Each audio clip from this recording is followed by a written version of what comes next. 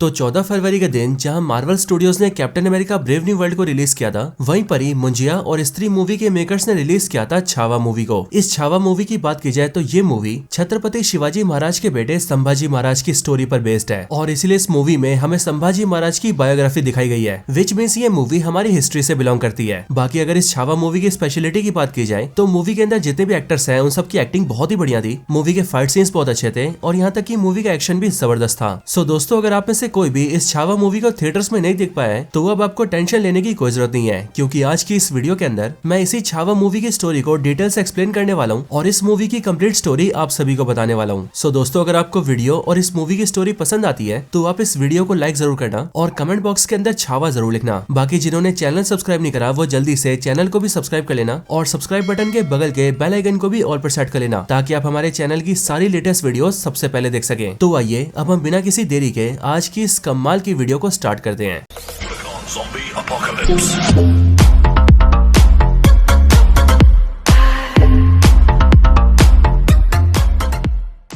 तो दोस्तों, छावा मूवी की स्टोरी स्टार्ट होती है साल 1680 से, लेकिन इस मूवी के स्टार्ट होते ही हमें 1680 से भी पहले का पास्ट दिखाया जाता है और इस पास्ट के अंदर हम इंडिया की हिस्ट्री जानते हैं। हमें पता लगता है कि 16th सेंचुरी तक इंडिया के मोस्टली एरियाज को इंडियन किंग्स रूल करते थे, लेकिन 16th सेंचुरी में पहली बार बाबर ने इंडिया पर कब्जा करा और उसी ने शुरुआत करी मुगल साम्राज्य की, जिसके बाद आगे चलकर मुगल एम्परर्स ही इंडिया पर रूल करते रहे और ये सारे के सारे मुगल एम्परर्स बहुत ही ज्यादा क्रूर थे और इसीलिए ये इंडियंस के ऊपर काफी ज्यादा अत्याचार करते थे। लेकिन इसी मुगल साम्राज्य का जो छठा एम्परर था उसका नाम था औरंगजेब, और ये औरंगजेब सारे मुगल्स में भी सबसे ज्यादा क्रूर था, इसीलिए इसने इंडिया के लोगों को काफी ज्यादा परेशान किया था। लेकिन फिर यहीं पर इतिहास में एंट्री होती है शिवाजी महाराज की, जिनका असली नाम था शिवाजी भोसले। शिवाजी भोसले मराठा एम्पायर के फाउंडर थे, क्योंकि इन्होंने इंडिया के अंदर मराठा एम्पायर को एस्टेब्लिश किया था और जब ये पूरे मराठा एम्पायर के किंग बने थे तब इनका नाम पड़ा था छत्रपति शिवाजी महाराज। इसके साथ ही छत्रपति शिवाजी महाराज की जो सोच थी वो औरंगजेब से बिल्कुल उल्टी थी, क्योंकि जहाँ औरंगजेब सभी पर कब्जा करके उन्हें अपने हिसाब से रखता था, वहीं पर ही जो शिवाजी महाराज थे वो स्वराज में बिलीव करते थे, यानी कि एक ऐसा राज जहाँ पर सारे इंसानों को बराबर के राइट्स मिले और हर इंसान अपनी जिंदगी के फैसले खुद ही ले सके। और अपने इसी स्वराज की सोच को लेकर छत्रपति शिवाजी महाराज ने मराठा एम्पायर को काफी बड़ा कर दिया था। लेकिन इस दौरान औरंगजेब ने उन्हें मारने की काफी कोशिशें की थी, लेकिन उसने जितनी बार भी शिवाजी महाराज से लड़ने की कोशिश की तब शिवाजी महाराज ने हर बार उसकी आर्मी को हरा दिया और हर एक बार औरंगजेब को हार का सामना करना पड़ा। और दोस्तों, ये जो छावा मूवी है ये इन्हीं छत्रपति शिवाजी महाराज के बेटे संभाजी महाराज के ऊपर बेस्ड है। अब दोस्तों, इस पास्ट की कहानी के खत्म होते ही हम दिल्ली का लाल किला देखते हैं और हमें पता लगता है कि ये साल 1680 है एंड इस टाइम पर औरंगजेब लाल किला के जरिए पूरे इंडिया पर कंट्रोल करके बैठा है। लेकिन यहाँ पर थोड़ी देर बाद ही औरंगजेब को एक खबर मिलती है कि मराठा एम्पायर के किंग छत्रपति शिवाजी महाराज की मौत हो चुकी है और ये बात जैसी औरंगजेब के दरबार में आती है वैसे इस बात को सुनकर सारे दरबार के लोग काफी खुश होते हैं और साथ ही जो औरंगजेब होता है वो इस बात से खुश होकर सबको पार्टी भी देता है। लेकिन अब इसके बाद ही सीन शिफ्ट होता है और हम सीधा मध्य प्रदेश के एक शहर बुरहानपुर को देखते हैं। इस बुरहानपुर में हम ये देखते हैं कि यहाँ पर मुगल साम्राज्य के काफी सारे सोल्जर्स होते हैं। साथ ही साथ हमें ये भी पता लगता है कि ये बुरहानपुर औरंगजेब का सबसे फेवरेट शहर है। अब इस बुरहानपुर के किले के अंदर जितने भी सारे सोल्जर्स होते हैं वो भी यहाँ पर शिवाजी महाराज की मौत की खबर सुन के काफी खुश होते हैं, बट ये लोग अचानक से इस बात को फील करते हैं कि मराठा एम्पायर के कई सारे सोल्जर्स उन पर अटैक करने आ रहे हैं। इस बात को जानते ही सारे सोल्जर्स जल्दी से तैयार होते हैं और अपने वेपन्स को लेकर किले के बाहर आ जाते हैं ताकि वो मराठा एम्पायर के सोल्जर्स का सामना कर सके। लेकिन जब मराठा एम्पायर के सोल्जर्स पास आते हैं तब मुगल एम्पायर के सोल्जर्स ये देखते हैं कि उनके सामने मराठा एम्पायर का कोई सोल्जर नहीं है बल्कि सिर्फ और सिर्फ घोड़े हैं। और ऐसा इसीलिए दोस्तों क्योंकि मराठा एम्पायर के सोल्जर्स ने उनके सामने घोड़े छोड़ दिए थे ताकि सभी का ध्यान घोड़ों पर जाए। और इतने में हम ये देखते हैं कि मराठा एम्पायर के सोल्जर्स अगल बगल के रास्तों से किले के अंदर एंटर हो जाते हैं और देखते देखते मुगल सोल्जर्स के ऊपर अटैक कर देते हैं। इसके बाद ही सभी सोल्जर्स की फाइट स्टार्ट होती है, लेकिन फिर वहाँ पर जितने भी मराठा एम्पायर के सोल्जर्स होते हैं उनके बीच से एंट्री होती है छावा की, यानी कि शिवाजी महाराज के बेटे संभाजी महाराज की। और जैसा कि आप सब जानते हैं कि संभाजी महाराज को विक्की कौशल ने प्ले किया है। यहाँ पर हम ये देखते हैं कि संभाजी महाराज के साथ काफी कम सोल्जर्स होते हैं, लेकिन तब भी वो लोग देखते ही देखते मुगल सोल्जर्स को पेलने लगते हैं। और यहाँ पर मुगल सोल्जर्स का जो लीडर होता है उसका सामना सीधा संभाजी से होता है, लेकिन वो इस लड़ाई के अंदर एक ट्रैप को यूज करता है और संभाजी महाराज को नीचे के एक तहखाने में गिरा देता है। और जब संभाजी उस तहखाने में गिरता है तब वो देखता है कि वहाँ पर एक शेर है जो कि देखते देखते संभाजी पर अटैक कर देता है। लेकिन दोस्तों, यहाँ पर हम संभाजी की पावर्स और उसकी ब्रेवरी देखते हैं और हमें पता लगता है कि संभाजी महाराज देखते देखते उस शेर को ढेर कर देता है। लेकिन जब आखिर में वो शेर नहीं मानता तब संभाजी अपने दोनों हाथों से उसके दांत पकड़ता है और अपनी हाथों की ताकत से उसका मुंह चीर देता है और फिर उस शेर को मारकर संभाजी बाहर निकलता है एंड देन वो वहाँ वहाँ के सारे मुगल सोल्जर्स को बीट कर देता है। और फिर इन सब के बाद संभाजी वहाँ के सोल्जर्स के लीडर को घुटने पर लाता है और उसे जिंदा छोड़कर उससे कहता है कि जब औरंगजेब यहाँ पर आए तो तब तुम उसे बता देना कि ये सारा काम शिवाजी के बेटे संभाजी ने किया है। और औरंगजेब ये जरा भी ना सोचे कि शिवाजी के मरने के बाद मराठा एम्पायर कमजोर हुआ है, बल्कि बेशक से शिवाजी महाराज जो कि एक शेर थे वो मर गए हैं, लेकिन उन शेर का बेटा यानी कि छावा अभी भी जिंदा है। और इस छावा के जिंदा रहते औरंगजेब कभी भी मराठा एम्पायर को हरा नहीं सकता है। और फिर ये सब करने के बाद ही संभाजी अपनी पूरी आर्मी लेकर वापस चला जाता है। इसके बाद औरंगजेब को जैसे इस बारे में पता लगता है वैसे वो जल्दी से बुरहानपुर आता है और यहाँ कर वो ये देखता है कि उसकी फेवरेट शहर को संभाजी महाराज और उसके सारे सोल्जर्स ने जहन्नुम बना दिया है। लेकिन ये सब देखकर औरंगजेब को बहुत ज्यादा गुस्सा आता है और इसीलिए वो अपनी आर्मी को ऑर्डर्स देता है कि वो सब लोग जल्दी से तैयारी करे और मराठा एम्पायर पर हमला करे और पूरे मराठा एम्पायर को बर्बाद करके वो लोग संभाजी महाराज को कैद कर लें और उसे मेरे पास लेकर आए। और फिर हम भी ये देखते हैं कि औरंगजेब के कहने पर उसकी आर्मी तैयारी करने लगती है और जल्दी से जल्दी मराठा एम्पायर की ओर निकल जाती है। अब दोस्तों इसके बाद ये सीन शिफ्ट होता है और हम सीधा मराठा एम्पायर को देखते हैं। मराठा एम्पायर के अंदर हम सीधा रायगढ़ के किले को देखते हैं जो किला महाराष्ट्र के अंदर है। एंड इसी रायगढ़ किले के अंदर रहकर संभाजी महाराज पूरे मराठा एम्पायर को रूल करते हैं। इस रायगढ़ किले के अंदर संभाजी अपनी पूरी आर्मी के साथ लौटता है और फिर उसके यहाँ आने के बाद हम मराठा एम्पायर के कई सारे इंपॉर्टेंट कैरेक्टर्स को देखते हैं। यहाँ पर हम सबसे पहले संभाजी की वाइफ से मिलते हैं जिनका नाम होता है येसुबाई और इन्हें मूवी के अंदर प्ले किया है रश्मिका मंडाना ने। इसके साथ ही हम संभाजी महाराज की एक सौतेली माँ से भी मिलते हैं जिनका नाम सोयाराबाई होता है और साथ ही उनका एक 11 साल का बेटा भी होता है जिसका नाम राजा राम होता है और ये राजा राम संभाजी का सौतेला छोटा भाई होता है। बाकी इनके साथ भी हम कई सारे इंपॉर्टेंट कैरेक्टर से मिलते हैं जिनमें शामिल होते हैं मराठा एम्पायर के आर्मी चीफ सर सेनापति जिन्हें एक्टर आशुतोष राणा ने प्ले किया है और साथ ही साथ हम संभाजी के एक फ्रेंड से भी मिलते हैं जिनका नाम होता है कवि कलश और इस कवि कलश को प्ले किया है एक्टर विनीत कुमार सिंह ने। अब दोस्तों यहाँ पर हम ये देखते हैं कि छत्रपति शिवाजी महाराज की मौत की वजह से मराठा एम्पायर के लोगों को और सोल्जर्स को थोड़ा सा दुख तो होता है, लेकिन उन सभी को शिवाजी महाराज के बेटे संभाजी महाराज के नया राजा बनने की खुशी भी होती है। और इसी अगले सीन में हम ये देखते हैं कि मराठा एम्पायर के अंदर संभाजी महाराज का राज्याभिषेक किया जाता है और उन्हें मराठा एम्पायर का नया राजा बनाया जाता है, यानी कि मराठा एम्पायर का नया छत्रपति, जिसके बाद संभाजी कहलाते हैं छत्रपति संभाजी महाराज। अब दोस्तों यहाँ पर हम ये देखते हैं कि संभाजी का नया छत्रपति बनने की वजह से सभी लोग काफी खुश होते हैं, लेकिन संभाजी की जो सौतेली माँ होती है जिनका नाम सोयाराबाई होता है वो उनके राजा बनने से बिल्कुल भी खुश नहीं होती है। और ऐसा इसीलिए क्योंकि उनका जो बेटा होता है जिसका नाम राजा राम होता है वो उसे ही राजा बनते हुए देखना चाहती है। और इसलिए दोस्तों सोयाराबाई ये प्लान बनाती है कि वो संभाजी महाराज को मरवा देगी ताकि संभाजी के मरते ही उनका बेटा राजा बने। और इस काम के लिए हम ये देखते हैं कि मराठा एम्पायर के 5 सीनियर लेवल के मिनिस्टर्स इस काम में सोरायाबाई के साथ मिले होते हैं और इसलिए ये पांचों भी सोरायाबाई के साथ मिलकर संभाजी को मारने का प्लान बनाने लगते हैं। लेकिन अब इसके बाद ये सीन शिफ्ट होता है और हम संभाजी के वाइफ के 2 भाइयों से मिलते हैं, यानी कि संभाजी महाराज के सालों से। यहाँ पर संभाजी के जो ये दोनों साले होते हैं वो उनसे मिलकर कहते हैं कि वो शिवाजी महाराज और संभाजी महाराज के स्वराज की सोच से काफी खुश हैं, लेकिन असल में वो लोग ये चाहते हैं कि वो लोग जिस एरियाज के लीडर हैं उन्हें उस एरिया का पूरा कंट्रोल दे दिया जाए ताकि वो लोग उस एरिया को अपने हिसाब से चला सके। लेकिन दोस्तों हम ये देखते हैं कि जो संभाजी महाराज होते हैं वो ऐसा करने से मना कर देते हैं और ऐसा इसीलिए क्योंकि अगर संभाजी ने उन्हें अपने इलाके को अपने हिसाब से चलाने को दे दिया तो इस चीज की डिमांड बाकी लोग भी करेंगे एंड अगर ऐसा होता है तो स्वराज यानी कि लोगों का राज कभी नहीं आएगा और इसीलिए स्वराज की खातिर संभाजी ऐसा करने से मना कर देते हैं। लेकिन दोस्तों हम ये देखते हैं कि संभाजी के मना करने की वजह से संभाजी के दोनों सालों को काफी गुस्सा आता है और वो मन ही मन संभाजी से जलने लगते हैं। लेकिन अब इसी टाइम पर हम दूसरी तरफ औरंगजेब को देखते हैं जहाँ पर हमें पता लगता है कि औरंगजेब के कई सारे बच्चों में उसका एक बेटा था जिसका नाम था अकबर और ये अकबर औरंगजेब को धोखा देकर राजा बनना चाहता था, जिसके लिए उसका प्लान था कि वो अपने फादर को मार दे और मुगल साम्राज्य का नया राजा बन जाए। लेकिन जब औरंगजेब को इस बारे में पता लग गया तब उसके बेटे अकबर की जान खतरे में आ गई और इसीलिए अकबर वहां से भाग गया और वो अपने कई सारे सैनिकों के साथ मिलकर मराठा एम्पायर में घुस गया। अब मराठा एम्पायर में आने के बाद ही जो अकबर होता है वो सीधा संभाजी को मिलने को बुलाता है और उनसे बातचीत करता है और उनसे बात करके वो संभाजी से कहता है कि वो जानता है कि संभाजी का दुश्मन भी औरंगजेब ही है और साथ ही साथ वो भी अपने फादर औरंगजेब को मारना चाहता है और इसीलिए उसका ये प्लान है कि वो और संभाजी साथ मिल जाएं और वो लोग मिलकर औरंगजेब को खत्म कर दें। लेकिन दोस्तों हम ये देखते हैं कि संभाजी ऐसा करने से मना कर देता है और संभाजी अकबर से सिंपली ये बोलता है कि मराठा कभी भी मुगल का साथ नहीं देते क्योंकि कोई भी मुगल विश्वास के काबिल नहीं है और फिर ये बोलकर संभाजी वहाँ से जाने लगता है। लेकिन फिर उसी टाइम पर अकबर संभाजी को एक रिटर्न पेपर दिखाता है और वो पेपर संभाजी को पढ़ने के लिए देता है, जिसके बाद जब संभाजी उस पेपर को पढ़ता है तब उसे ये पता लगता है कि उस पेपर का जो लेटर है वो उसकी सौतेली माँ सोयाराबाई ने लिखा है और ये लेटर सोयाराबाई ने अकबर को भिजवाया होता है और उस लेटर में ये लिखा होता है कि अकबर संभाजी को मारने में सोयाराबाई की मदद करे और अगर अकबर संभाजी को मार देता है तो उसके बाद सोयाराबाई मुगल साम्राज्य का नया राजा अपने बेटे को बनाएगी और जब उसका बेटा राजा राम नया राजा बन जाएगा तब अकबर को मुगल साम्राज्य का जितना हिस्सा चाहिए होगा वो उसे खुशी खुशी दे देगी। अब इन सारी बातों को पढ़ने के बाद ही संभाजी को बहुत बड़ा धक्का लगता है और अब क्योंकि अकबर ने संभाजी को एक सच्चाई बताई होती है इसलिए संभाजी अकबर का साथ तो नहीं देता, लेकिन वो अकबर को एक वचन देता है और वो अकबर से कहता है कि वो जानता है कि औरंगजेब यानी कि उसका बाप उसके पीछे पड़ा है और अगर अकबर औरंगजेब के हाथ पड़ा तो वो उसे मार देगा। लेकिन संभाजी अकबर को ये वचन देता है कि जब तक वो मराठा एम्पायर की जमीन पर खड़ा है तब तक औरंगजेब उसका कुछ नहीं बिगाड़ सकता है और अगर औरंगजेब या फिर उसकी आर्मी का कोई भी मेंबर उसे मारने आता है तो संभाजी खुद अकबर की प्रोटेक्शन करेगा। जाएगा। अब ये वचन देने के बाद ही संभाजी जल्दी से रायगढ़ अपने महल में आता है और फिर वो जल्दी से उन 5 आदमियों को ढूंढ लेता है जिन्होंने संभाजी को मारने के प्लान में सोयराबाई का साथ दिया था। और उन 5 को ढूंढकर संभाजी उन 5 को हाथी से कुचलवा के मार देता है, क्योंकि उन सब ने अपने राजा को मारने का प्लान बनाया था, जो कि एक बहुत ही बड़ा क्राइम होता है। लेकिन अगर बात करें सोयराबाई की, तो सोयराबाई संभाजी की सौतेली माँ थी और संभाजी उनसे बहुत ज्यादा प्यार करता था और इसीलिए संभाजी उनसे कुछ नहीं कहता है। लेकिन जब सोयराबाई अपने रूम में सो रही होती है तब संभाजी उनके पास जाता है और वो उनके पैर छूकर ये प्रे करता है कि उनकी माँ यानी कि सोयराबाई अपनी लाइफ में जो भी चाहे उन्हें वो मिल जाए और भगवान उनकी सारी इच्छाओं को पूरा करे। लेकिन दोस्तों इसके बाद ही हम ये देखते हैं कि औरंगजेब ने मराठा एम्पायर पर अटैक करने के लिए अपनी जो लाखों की आर्मी भेजी थी वो देखते ही देखते मराठा एम्पायर तक पहुंच जाती है और फिर मुगल एम्पायर के सारे सोल्जर्स मराठा एम्पायर में घुसकर वहाँ के सारे गाँव को डिस्ट्रॉय करने लगते हैं और सभी आम लोगों को जान से मार देते हैं। वो मर्दों को मारते हैं, औरतों को मारते हैं, बूढ़ों को मारते हैं और यहाँ तक कि सारे बच्चों को भी मारने लगते हैं। साथ ही साथ वो उनके घरों को लूट लेते हैं और लूट कर उन सबके घर को आग भी लगा देते हैं। और हम ये देखते हैं कि वो सारे मुगल सोल्जर्स देखते ही देखते मराठा एम्पायर के सारे गाँव को डिस्ट्रॉय करने लगते हैं। लेकिन अब इन सब के बारे में जैसे संभाजी को पता लगता है वैसे वो उन सारे मुगल सोल्जर्स को रोकने का और उन्हें हराने का प्लान बनाता है। लेकिन उन्हें ये पता लगता है कि जो मुगल एम्पायर के सोल्जर्स हैं उनकी संख्या लाखों में है और मराठा एम्पायर के सोल्जर्स सिर्फ और सिर्फ 25,000 हैं। लेकिन सिर्फ 25,000 होने के बाद भी मराठा एम्पायर के सारे सोल्जर्स उन लाखों सोल्जर्स से लड़ने के लिए तैयार होते हैं। लेकिन संभाजी सीधी लड़ाई से मना कर देता है, क्योंकि वो जानता है कि सीधी लड़ाई में शायद से वो उन सारे मुगल सोल्जर्स को हरा तो देंगे, बट ऐसा करने में मराठा एम्पायर के भी काफी सोल्जर्स मारे जाएंगे और संभाजी ऐसा नहीं चाहता था। एंड इसके लिए वो ये डिसाइड करता है कि वो मुगल सोल्जर्स को हराने के लिए गुरिल्ला वॉरफेयर का यूज करेगा। अब दोस्तों ये जो गुरिल्ला वॉरफेयर होती है ये युद्ध का एक ऐसा तरीका होता है जिसमें दुश्मन से सामने से नहीं लड़ा जाता है, बल्कि इसमें दुश्मन पर छुपकर वार किया जाता है और बिल्कुल तेजी से दुश्मन को खत्म कर दिया जाता है। और दोस्तों मैं आपको बता दूं कि जो गुरिल्ला वॉरफेयर है इसकी शुरुआत इंडिया में शिवाजी महाराज ने की थी और इसीलिए मराठा एम्पायर के सोल्जर्स गुरिल्ला वॉरफेयर के बारे में काफी बढ़िया से जानते हैं। अब ये डिसाइड करने के बाद ही संभाजी और उनके मराठा एम्पायर के सारे सोल्जर्स मिलकर मुगल सोल्जर्स को घेर घेर के मारते हैं। मुगल सोल्जर्स अगर जंगल में होते हैं तो वो लोग जंगल में छुप के मारते हैं और अगर वो लोग पहाड़ों पर होते हैं तो मराठा एम्पायर के सोल्जर्स उन्हें पहाड़ों पे छुप छुप के मारते हैं और इस तरह से देखते देखते वो सारे मुगल सोल्जर्स को मारने लगते हैं। बढ़िया देखकर औरंगजेब और सारे सोल्जर्स भेजता है, लेकिन मराठा एम्पायर के सोल्जर्स उन्हें भी धीरे धीरे करके खत्म कर देते हैं और इस तरह से धीरे धीरे करके 8 साल बीत जाते हैं। यानी कि 8 सालों तक इसी तरह की लड़ाई चलती रहती है, लेकिन हर एक लड़ाई को मराठा एम्पायर के सोल्जर्स ही जीतते हैं। पर 8 सालों बाद औरंगजेब को ये पता लगता है कि इस तरीके से हार हार कर उसकी जो सोल्जर्स की आर्मी है वो आधी हो गई है। साथ ही साथ उसके खजाने का स्टॉक भी काफी कम हो गया है, क्योंकि उसने लड़ने में अपना काफी सारा पैसा गवा दिया है। लेकिन जब इन सारी बातों से मुगल एम्पायर परेशान होता है कि अब उन्हें आगे क्या करना चाहिए, तब उसी टाइम पर उनके साथ अचानक से एक बड़ी अजीब सी घटना होती है। और वो घटना ये होती है कि जो संभाजी के 2 साले होते हैं वो सीधा औरंगजेब से मिलने आते हैं। औरंगजेब से मिलकर संभाजी के दोनों साले उससे कहते हैं कि औरंगजेब की तरह ही वो लोग भी संभाजी को जान से मारना चाहते हैं और इसीलिए संभाजी को मारने में वो लोग औरंगजेब की हेल्प करेंगे। बस बदले में वो लोग ये चाहते हैं कि संभाजी को मारने के बाद मराठा एम्पायर के अंदर उनका जो एरिया है औरंगजेब उन्हें वो एरिया पूरी तरह से सौंप दे और आगे भी उनसे वो एरिया कभी ना छीने, ताकि वो दोनों अपने एरिया को अपने हिसाब से रूल कर सके। अब औरंगजेब इस प्रस्ताव को मान जाता है, जिसके बाद उन दोनों की डील हो जाती है और संभाजी के दोनों साले औरंगजेब से मिल जाते हैं। इधर दूसरी तरफ मराठा एम्पायर में हम ये देखते हैं कि मराठा एम्पायर के सोल्जर्स धीरे धीरे करके सारी वॉर्स को जीतते जा रहे थे और ऐसा कर करके उन्होंने औरंगजेब और मुगल एम्पायर को काफी कमजोर कर दिया था। अब इसके बाद मराठा एम्पायर के जितने भी एरिया लीडर्स थे उन सभी को संभाजी एक मीटिंग के लिए बुलाता है और ये मीटिंग रखी जाती है महाराष्ट्र के संगमेश्वर में। अब संगमेश्वर के अंदर ये मीटिंग इसीलिए रखी गई है ताकि संभाजी सभी के साथ मिलकर आगे की लड़ाइयों की स्ट्रेटेजी बना सके और स्ट्रेटेजी बनाकर मराठा एम्पायर की आर्मी को एक साथ किया जाए और एक साथ मिलकर औरंगजेब की मुगल एम्पायर पर अटैक किया जाए। और अगर मराठा एम्पायर ने ऐसा कर दिया तो फिर वो लोग औरंगजेब को जरूर हरा देंगे, जिसके बाद जाकर वो पूरे भारत देश को मुगल साम्राज्य से फ्री करा देंगे और फिर जाकर निर्माण होगा एक अखंड भारत का और फिर उस अखंड भारत में स्वराज की स्थापना होगी। और इस तरह से संभाजी महाराज, शिवाजी महाराज और पूरे मराठा एम्पायर का सपना सच करेगा। अब इसी सोच को लेकर संभाजी रामेश्वरम में मीटिंग करता है और हम ये देखते हैं कि इस मीटिंग के अंदर 250 वॉरियर्स होते हैं, जिन सभी 250 वॉरियर्स को संभाजी पहले मोटिवेट करता है एंड देन सभी मिलकर अपनी बड़ी लड़ाई की स्ट्रेटेजी बनाते हैं। लेकिन अब इन सब के बाद रात होने पर वो लोग यहाँ पर सो जाते हैं और सबके सोने पर कुछ वॉरियर्स यहाँ पर पहरेदारी करते हैं। लेकिन जो लोग पहरेदारी कर रहे होते हैं वो लोग ये देखते हैं कि उनके सामने से मुगल एम्पायर की एक बड़ी सी आर्मी चलकर आ रही है। लेकिन जिस रास्ते से मुगल एम्पायर के सोल्जर्स आ रहे होते हैं उस रास्ते को देखकर वो लोग काफी दंग रह जाते हैं, क्योंकि वो रास्ता असल में एक सीक्रेट रूट होता है और इस रास्ते के बारे में सिर्फ मराठा एम्पायर के वॉरियर्स को ही पता होता है। लेकिन फिर कुछ टाइम बाद ही वो लोग ये देखते हैं कि वो सारे मुगल सोल्जर्स जो कि उनके तरफ आ रहे हैं उन सभी के साथ संभाजी के दोनों साले भी हैं और इसलिए उन दोनों को वहां पर देखकर वो सभी ये समझ जाते हैं कि संभाजी के दोनों सालों ने संभाजी और मराठा एम्पायर के साथ विश्वासघात किया है और वो दोनों औरंगजेब के साथ मिल गए हैं। और इसलिए ये बात जानते ही वो लोग जल्दी से संभाजी के पास जाते हैं और उन्हें ये सारी बात बताकर अलर्ट करते हैं और उनके साथ साथ वो सारे मराठा एम्पायर के वॉरियर्स को भी जगह देते हैं, जिसके बाद सबको सिचुएशन का पता लगता है। अब यहाँ संगमेश्वर के अंदर टोटल 250 मराठा वॉरियर्स होते हैं, लेकिन जो मुगल एम्पायर के सोल्जर्स उनके सामने से आ रहे होते हैं उनकी संख्या 5000 की होती है। और इसीलिए उन सबको देखकर ये सारे मराठा वॉरियर्स संभाजी से कहते हैं कि वो जल्दी से जल्दी यहाँ से निकल जाएं और जल्दी से रायगढ़ जाएं, है, क्योंकि संभाजी मराठा एम्पायर के छत्रपति हैं और इसीलिए उनका सही सलामत रहना बहुत जरूरी है और इसलिए संभाजी को जल्दी से यहाँ से निकल जाना चाहिए। क्योंकि दोस्तों हम ये भी देखते हैं कि यहाँ पर जो 5000 के मुगल सोल्जर्स होते हैं उन सब के पास हर तरह के हथियार होते हैं और वहीं पर जो मराठा वॉरियर्स होते हैं उनके पास सिर्फ और सिर्फ उनकी एक तलवार होती है। लेकिन दोस्तों यहाँ पर हम ये देखते हैं कि संभाजी यहाँ से जाने से मना कर देता है और वो अपनी जगह एक दूसरे वॉरियर को रायगढ़ भेज देता है एंड उससे कहता है कि यहाँ पर जो भी हो रहा है उस बारे में वहाँ पर जाकर सबको बता दो। और उसको भेजने के बाद वो अपने सारे वॉरियर से कहता है कि शायद से आप सब ये भूल रहे हैं कि मैं एक शेर का बेटा हूँ, मैं एक छावा हूँ और एक छावा कभी भी कुत्तों से नहीं डरता है और इसीलिए मैं यहाँ रहकर इन सबका सामना करूंगा। संभाजी की बात सुनकर सारे वॉरियर्स के अंदर जोश आ जाता है और इसीलिए वो सब भी संभाजी के साथ मिलकर लड़ने के लिए पूरी तरह से तैयार हो जाते हैं। लेकिन फिर दोस्तों देखते देखते अटैक हो जाता है और मुगल सोल्जर्स जल्दी जल्दी करके संगमेश्वर के अंदर एंटर होने लगते हैं और फिर हम ये देखते हैं कि दोनों साइड के सोल्जर्स एक दूसरे को मारने लगते हैं। लेकिन अब क्योंकि दोस्तों मुगल सोल्जर्स 5000 होते हैं और मराठा सोल्जर्स सिर्फ 250, वो भी अनप्रिपेयर्ड, इसीलिए इस लड़ाई के अंदर मराठा वॉरियर्स की हार होने लगती है और हम ये देखते हैं कि मराठा वॉरियर्स धीरे धीरे करके मरने लगते हैं। इसके बाद कई घंटों की लड़ाई के बाद मराठा वॉरियर्स लगभग खत्म हो जाते हैं और अगर बचते हैं तो सिर्फ संभाजी और उनका एक दोस्त। लेकिन ये दोनों अभी भी बहादुरी से मुगल सोल्जर्स का सामना कर रहे होते हैं और मुगल का कोई भी सोल्जर संभाजी को छू भी नहीं पा रहा होता है। लेकिन यहाँ पर भी संभाजी के दोनों साले मुगल सोल्जर्स को ये बता देते हैं कि उन लोगों को संभाजी को हराने के लिए उनके हाथों को जकड़ना होगा। और फिर ये बात जानते ही जो मुगल सोल्जर्स होते हैं वो जल्दी से कई सारी चेन्स का इस्तेमाल करते हैं और चेन फेंक फेंक के संभाजी के दोनों हाथ और दोनों पैर को जकड़ लेते हैं। और फिर जब संभाजी चेनों की वजह से कुछ नहीं कर पाता तब मुगल सोल्जर्स देखते देखते संभाजी को तलवार से काटने लगते हैं और उसे पूरी तरह से लहूलुहान कर देते हैं। इसके बाद संभाजी को और उसके दोस्त कवि कलश दोनों को औरंगजेब के पास ले जाया जाता है, जहाँ पहुंचने के बाद ही औरंगजेब सबसे पहले कवि कलश को मरवा देता है और संभाजी को अपने सामने बंधवा देता है और फिर वो संभाजी से अपने सामने हार मानने के लिए कहता है। लेकिन संभाजी औरंगजेब से हार नहीं मानता है और इसीलिए औरंगजेब सबसे पहले संभाजी की बॉडी के सारे नाखून उखड़वा देता है। देन उसके बाद वो उनके दोनों आंखों में गर्म सरिया डालकर उनकी आंखें फुड़वा देता है और फिर इसके बाद वो उनकी जीभ भी काट देता है। और इसी तरह से औरंगजेब संभाजी के साथ सारे गलत काम करता है। लेकिन तब भी संभाजी औरंगजेब के सामने घुटने नहीं टेकता है। लेकिन कई दिनों तक इतना कुछ होने की वजह से संभाजी अपना देह त्याग कर देते हैं, यानी कि संभाजी की मृत्यु हो जाती है। पर अपने मरने तक भी वो औरंगजेब के सामने झुकते नहीं है। बाकी दोस्तों इसके बाद ही हम मराठा एम्पायर को देखते हैं, जहाँ पर हमें पता लगता है कि औरंगजेब ने अपने सारे सोल्जर्स का इस्तेमाल करके मराठा एम्पायर के रायगढ़ को पूरी तरह से घेर लिया था और इसी वजह से मराठा एम्पायर के वॉरियर्स संभाजी महाराज की मदद के लिए नहीं आ पाए थे। लेकिन जब संभाजी महाराज की मौत की खबर वहाँ पर पहुंचती है तब सबको बहुत ज्यादा दुख होता है। लेकिन फिर उसके बाद संभाजी के छोटे भाई राजा राम को नया छत्रपति बनाया जाता है। अब ये खबर जैसी औरंगजेब को पता लगती है वैसी ये खबर जिसने औरंगजेब को सुनाई होती है औरंगजेब उसे चाकू मार के जान से मार देता है और फिर वो संभाजी महाराज की लाश के सामने आकर कहता है कि मुझे शिवाजी से बहुत ज्यादा जलन है, क्योंकि शिवाजी के घर में तुम जैसे शेर ने जन्म लिया था। संभाजी काश तुम्हारे जैसा मेरा बेटा होता, क्योंकि अगर तुम्हारे जैसा मेरा बेटा होता तो वो मेरे लिए पूरी दुनिया को जीत लेता। और फिर दोस्तों हम ये देखते हैं कि इसके साथ ही ये छावा मूवी यहीं पर एंड हो जाती है।